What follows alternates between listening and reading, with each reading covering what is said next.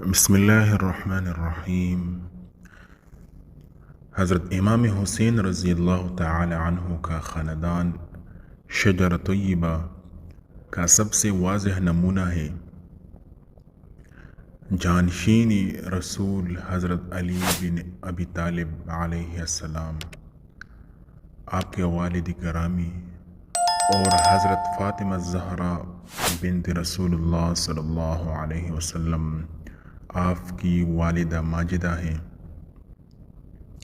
حضرت خاتم الانبیاء محمد مصطفیٰ صلی اللہ علیہ وسلم امام حسین علیہ السلام کے نانا اور حضرت ابو طالب ان کے دادا ہیں۔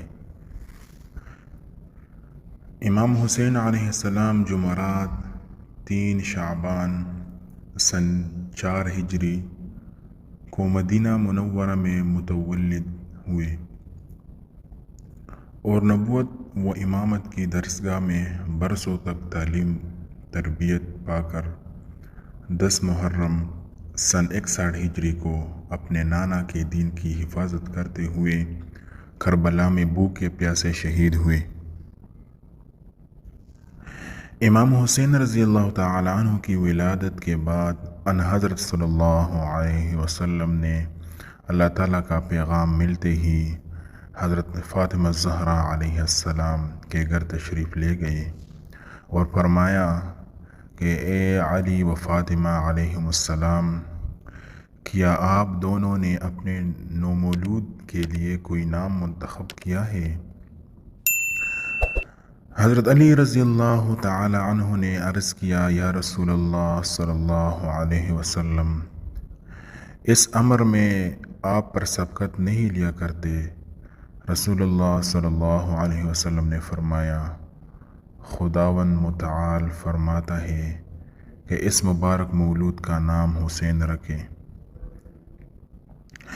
امام حسین رضی اللہ تعالی عنہ کے القابات، تاریخ اور روایات میں امام حسین علیہ السلام کے لیے متعدد القاب منقول ہے، جن میں رشید، طیب، وفی، ذکی، سعید اور سید بہت مشہور ہے، اور رسول اللہ صلی اللہ علیہ وسلم نے انہیں سید و شباب اہل الجنہ، جوانان جنت کے سردار کا لقب عنایت فرمایا۔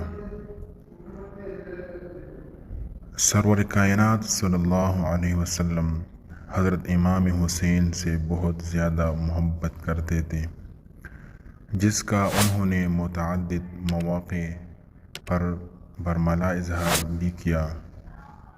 اس کی ایک مثال یہ حدیث شریف ہے، حسین منی وانا من الحسین، حسین مجھ سے ہے اور میں حسین سے ہوں۔